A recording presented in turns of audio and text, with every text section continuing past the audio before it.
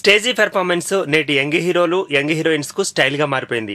Bollywood Tollywood culture లో ఇప్పుడు ఈ ట్రెండ్ నడుస్తోంది. అవార్డ్స్ ఈవెంట్స్ అయితే మరీ చెప్పాల్సిన అవసరం లేదనుకోండి.